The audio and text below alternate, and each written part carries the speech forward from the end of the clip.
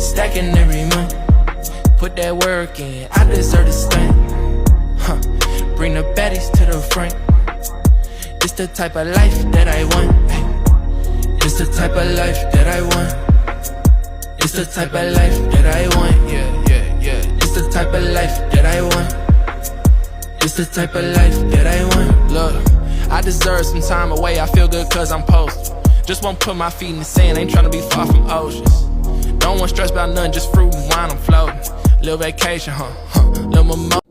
All right, you guys, this is Raw Podcast back at you guys with another video on today. We're going to talk about trading up for the Detroit Lions and what does that look like. I got 5 candidates that I think that the Detroit Lions could trade up for. But the first candidate we're going to start with first is going to be no other than Shamar Stewart. Now, Shamar Stewart stands at about 6'5". He's 281 pounds. His hand is about the size 9 and 1/8. His arm is 34, so he has very long arms and 1/4. Wingspan is about 83 and 1/2. 40-yard dash time is 4.59. And then when it comes to the vert, he has a 40-inch vertical and broad is 10.11. And we're going to get into the positive. Great size and length and frame for an NFL defensive end, combined with impressive movements, skills for his size.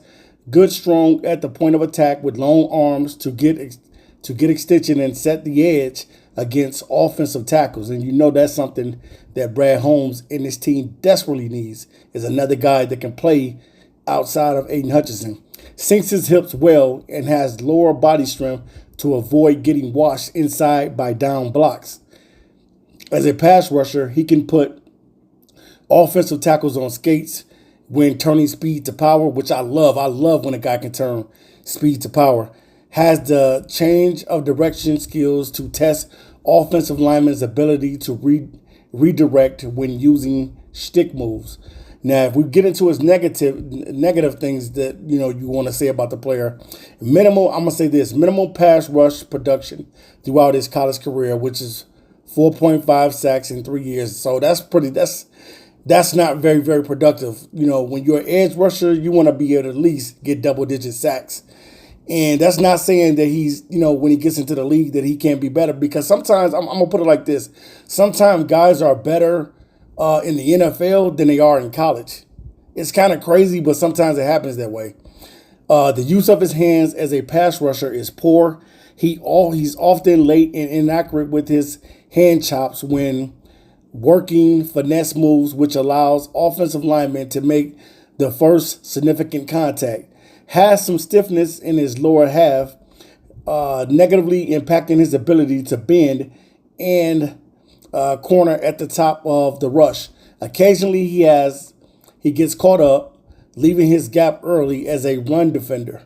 So those are some of the things that he wants to get better in. He wants to get better, be a better run defender, and just be a better overall player with arsenal of moves. When you come into the NFL, you want to have an arsenal of moves, not just one move, but you want to have several different moves because you're gonna be going against some of today's best tackles. Now, he was born November 28th, 2003.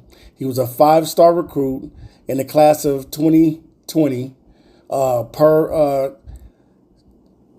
24/7 Sports. No major injuries, which is, this is beautiful. This is beautiful because how many times that we've drafted a guy that has been hurt.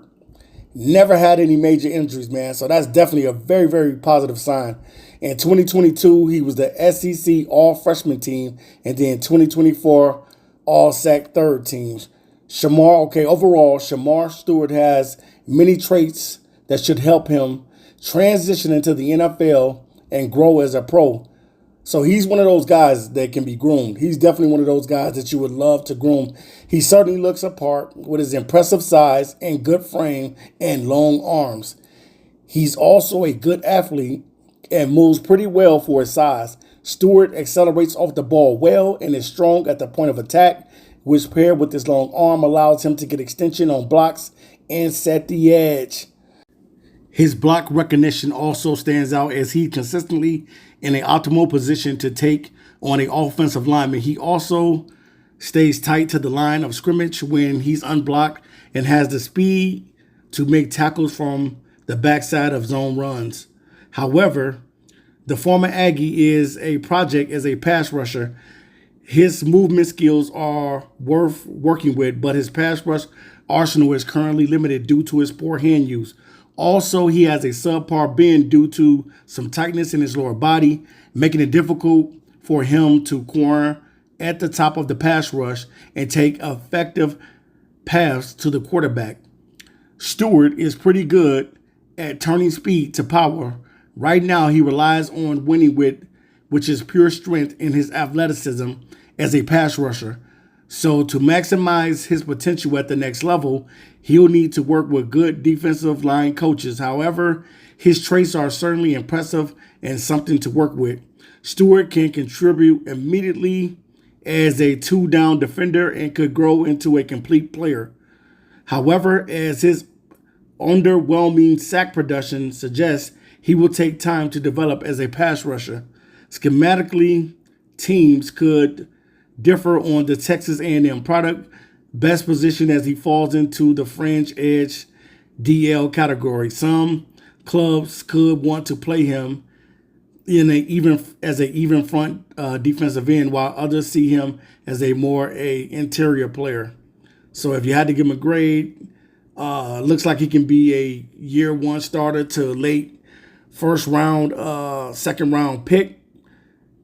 And yeah, man, pretty much, man, he does a lot of things well, but he has a lot of work because you want him to be more productive with being able to get to the quarterback in the NFL. And working with some coaches in the NFL, I think that Shamar Stewart would be fine, and he's going to be a great candidate, man, for any team that picks him up. He is one of the fastest DNs in this draft this season, and definitely, man, the Lions could use a guy like him. All right, you guys, we're going to get into our next guy. We have another guy, and that's Abdul Carter. We're going to talk about him next. Abdul Carter is 6'3", 250 pounds. And pretty much he didn't do anything at the combine, so we can't get into any of the combine results because he didn't do any. Because he's already slated to be a top 10 or top 5 defensive player being taken on the board in the draft. So we're gonna get right into Abdul Carter because this could be somebody that the Lions could trade up for, depending on what they're willing to give up to get him. Some positives about Abdul Carter: switched from off-ball linebacker to edge this season. He is an impressive athlete with room to grow as a pass rusher down the line. An impressive burst off the line of scrimmage to win with speed around the edge. Has shown a very good dip and rip move as a pass rusher, and he has the quickness and change of direction to develop a good inside stick move as if he uses his hands to improve. Physical and aggressive style when he plays with his hair on fire every time and isn't afraid to run into blockers going full speed. Occasionally uses his quickness to make offensive linemen miss the run. His experience in coverage and his athleticism to drop in coverage is stand up as a outside linebacker. So he can do it all. He can play outside linebacker as well as coming up to rush the passer. And he probably will be used in that way in the NFL to rush the passer. I kind of see him as he could be like a guy like a Harold Landry. Probably even better though, but he could end up being like a Harold Landry type of player for the Tennessee Titans. Still raw as a edge player. Now, these are the negative things about him. Still raw as a edge player and learning how to play on the line of scrimmage both as a run defender and a pass rusher. Needs to learn how to use his hands and his arms as a rusher to add moves to his arsenal. Block recognition has to get better in that. Block recognition against the run is a work in progress. He often late to see pullers and doesn't consistently put himself in a good position to take on blocks. Could afford to add some size to his body and strength to improve his anchor against offensive linemen in the run game. Also needs to take on blocks with a wider base. And then if we go into some things about him, he was a 4-star recruit out of high school in the class of 2022. per 24/7 Sports. Arrested. Got a little background on him.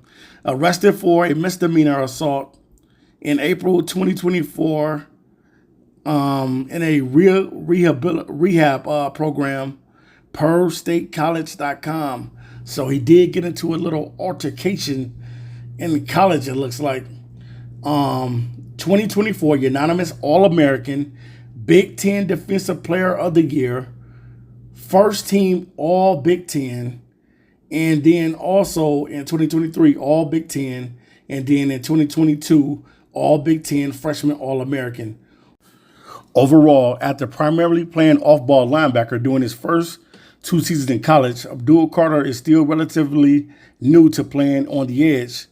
Carter is an elite athlete, which gives him a high ceiling as a pass rusher at the next level. His get-off is very impressive as he explodes off the line of scrimmage and can win with speed to power, speed around the edge when time's up to snap. Also, he has shown very good dip rip moves and the potential to develop a stick move as an inside counter with his movement.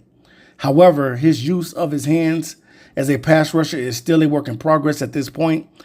He showed growth during the stretch of the season when it came to working offensive linemen's hands, but he is still more relevant on using speed and athleticism to put pressure on quarterbacks right now. This can come with more time and experience on the edge, but Carter block recognition against the run isn't there just yet, which is more noticeable against pullers. He'll often get caught staring down in the backfield instead of keeping his eyes down on the line of scrimmage when he's unblocked. Additionally, Carter lacks the strength to get extension and consistently hold his ground against offensive tackles in the run game.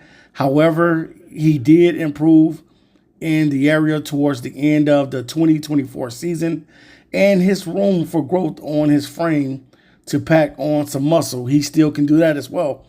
With that being said, Carter can immediately contribute as a pass rusher to begin his NFL career and should develop into a complete player with more reps on the edge. He can fit into any type of scheme. He'd be a good fit as a stand-up outside linebacker in odd fronts. He also can be used in drop coverage occasionally, given his athleticism and background as an off-ball linebacker. He is ranked number 2 overall, and he is the number 1 edge in this year's NFL class.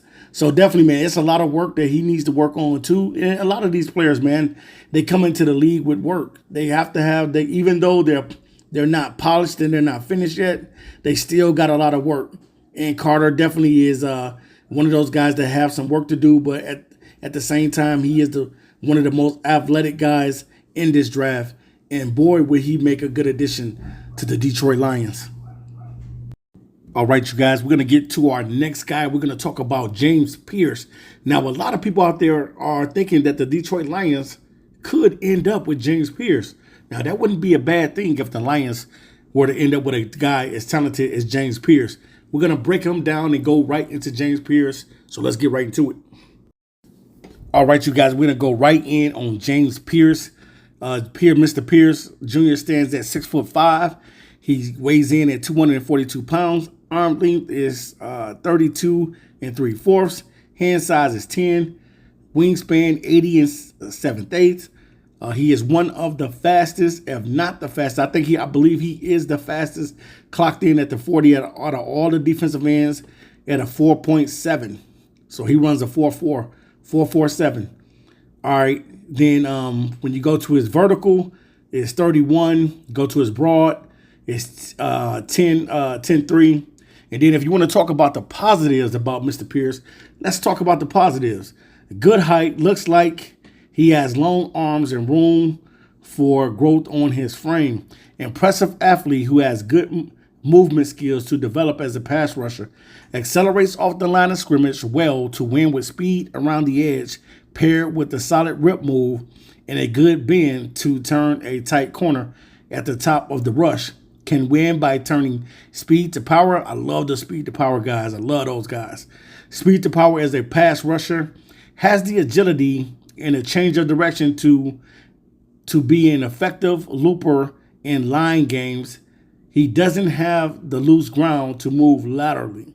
Occasionally flashes a little inside spin move as a counter move. So it looks like he do have some moves, guys, but it looks like he got a lot of work to do as well coming into the league. He's gonna have to work on some more pass rush moves, especially if you want to deal with today's tackles. You're gonna have more pass rooms, and sometimes you got to deal with the tight ends as well. So gotta have some moves.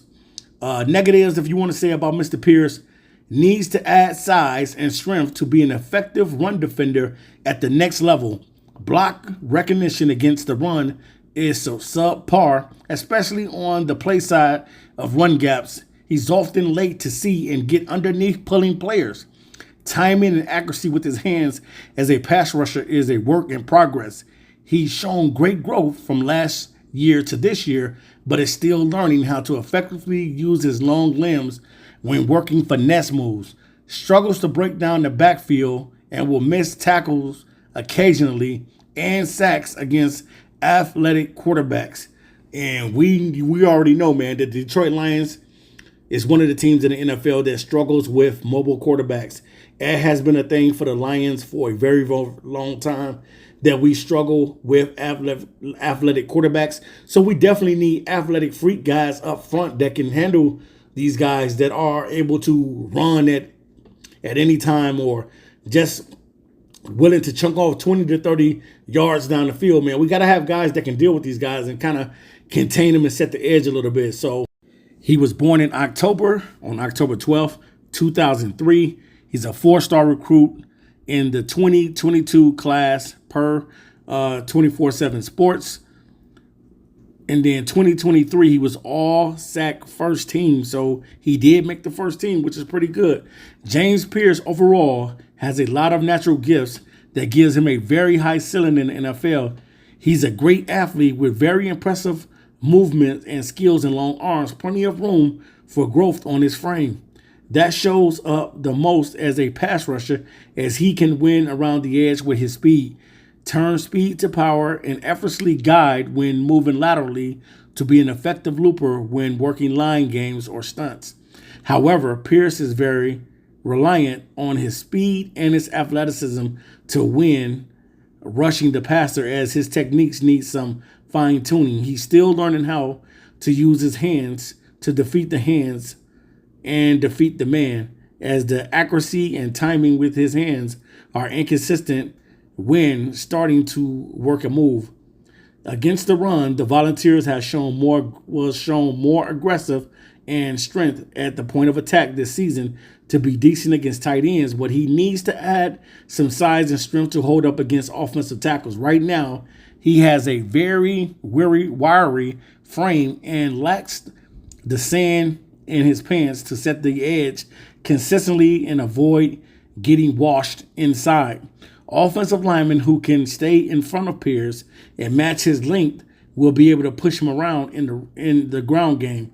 Also, his lack of block recognition will get him in trouble, especially against pullers. And at Tennessee, Tennessee didn't trust him to be a every down player until this season.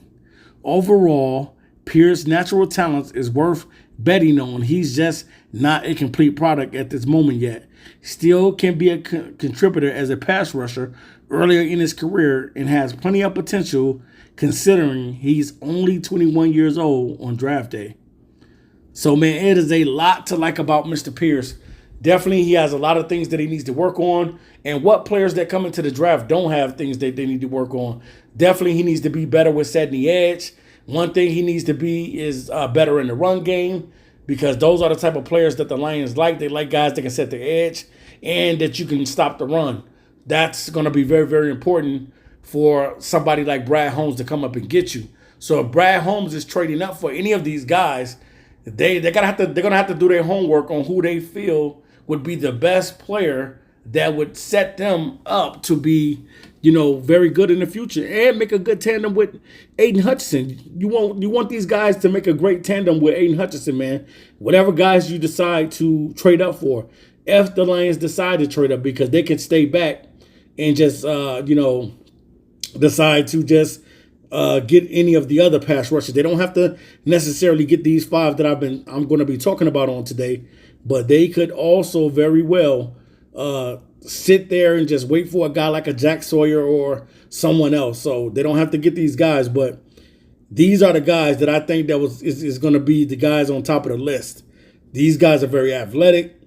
A lot of these guys use speed to power, and these are the guys that a lot of people are going to want to have on their football team. So we'll see, man, what the Lions and Brad Holmes is going to do. Is he going to trade up? But this is going to be my top 5 guys that I'm, would be looking at on my big board. So let's go to the next guy.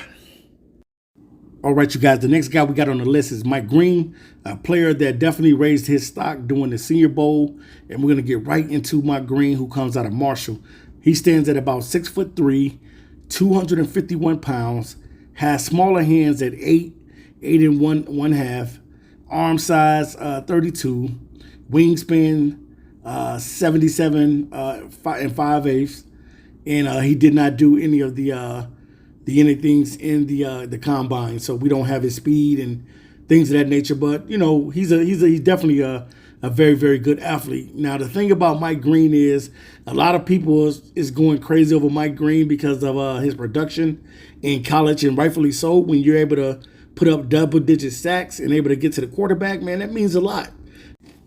Sometimes people want the measurables to be everything. The measurables are not everything all the time. Ask Aaron Donald. Aaron Donald was an undersized lineman that was getting to the quarterback at will and was able to get into the backfield and cause havoc. So, and Aaron Donald was only 6'1".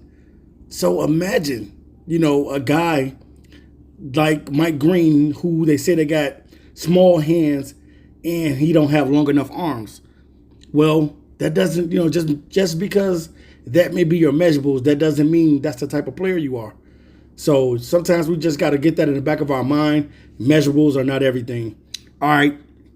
Now, the thing about Mike Green, he has great production as a pass rusher, led the FBS in sacks this season. Impressive athlete who is quick-twitched and accelerates off the line of scrimmage well to win with speed when rushing the passer to get penetration against the run. Sets up his pass rush moves well by steaming to the inside or to the outside, using his quickness to win to the opposite direction.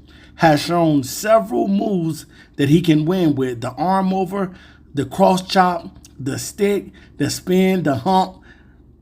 He has an array of moves.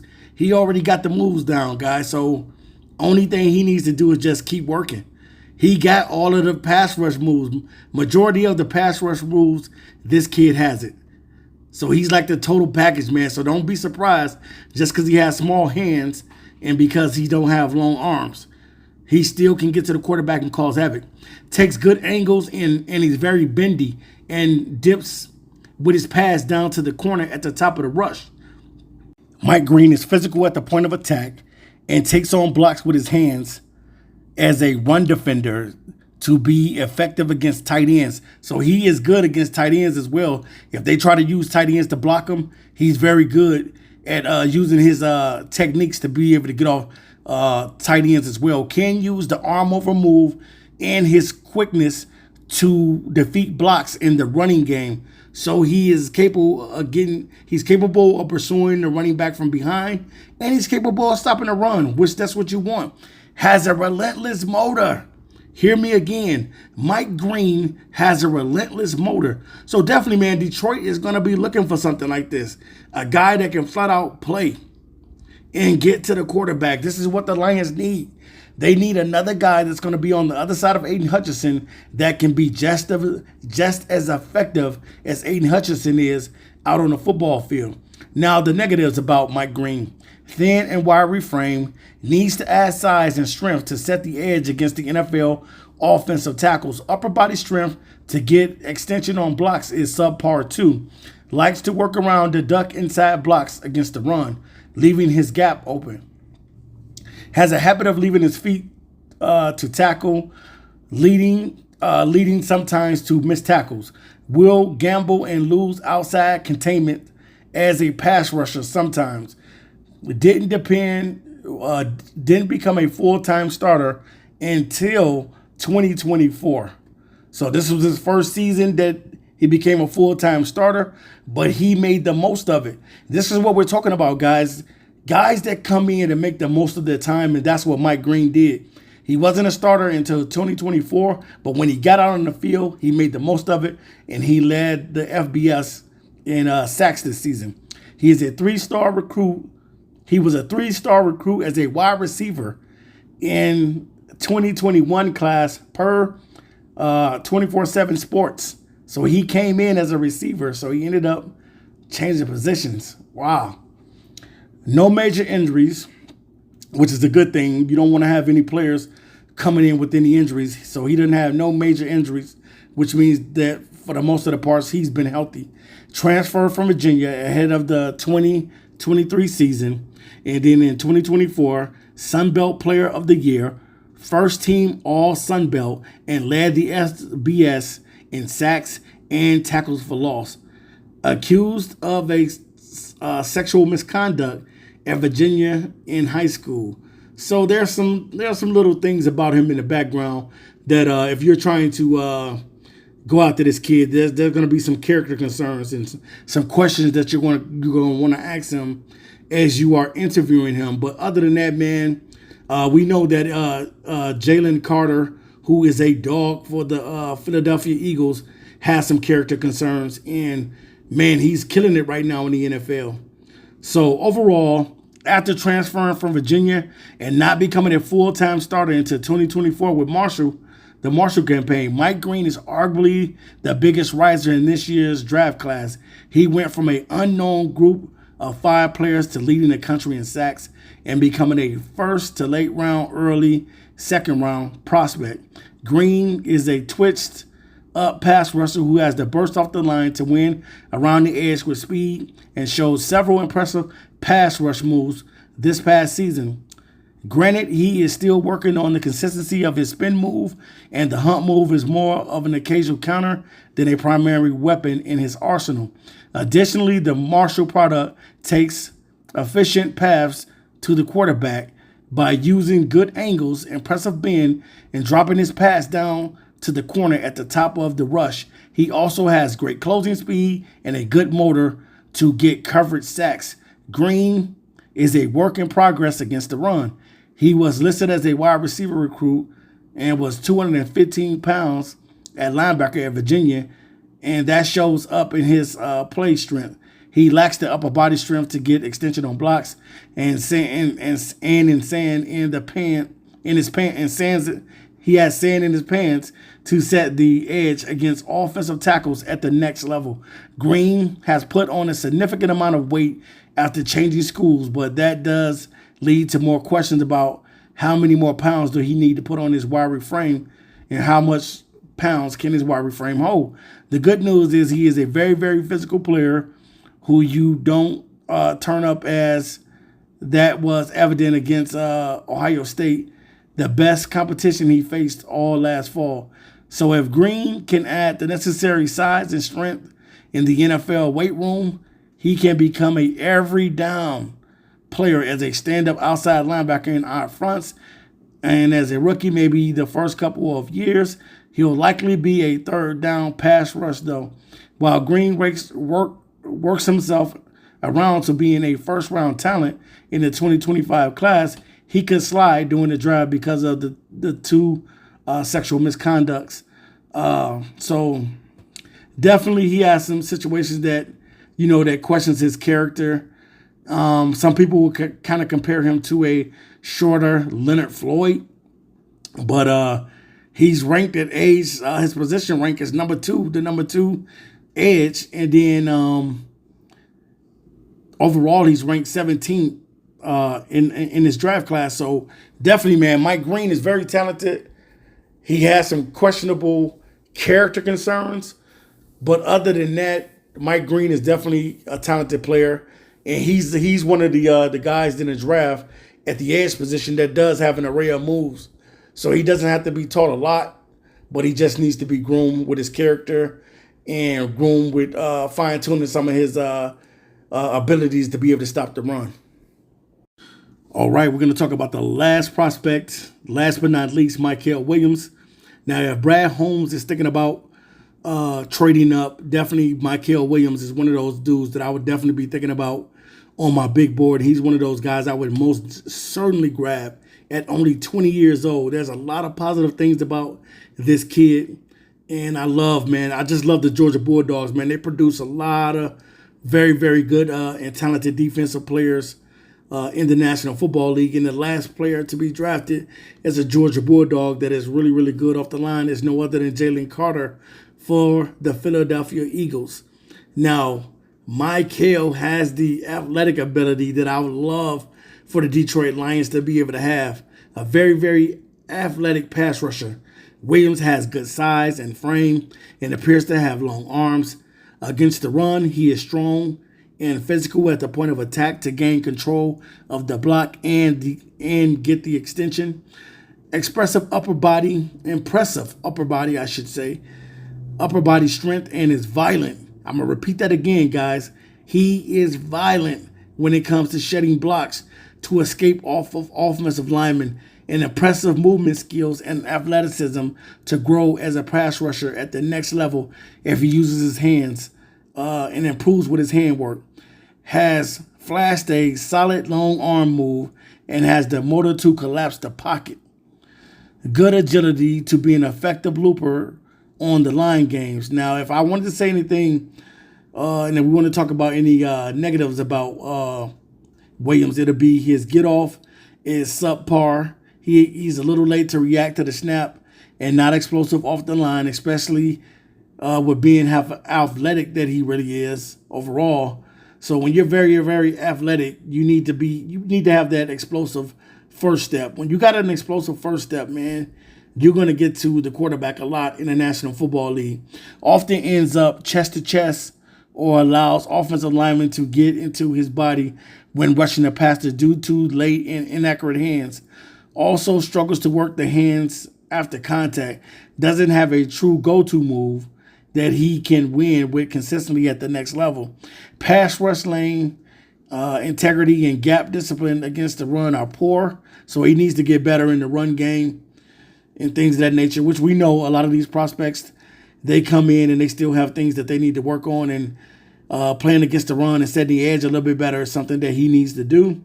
He likes to gamble and duck inside, either losing containment on the quarterback or creating rushing lanes. Late to recognize and doesn't always get all the way under pullers as the spiel player in run fits. He was born June 29th, 2004. He's a 5-star recruit in the class of 2022 per 24/7 Sports. Injuries that he has sustained. He has had an ankle injury, had to miss 2 games in 2024.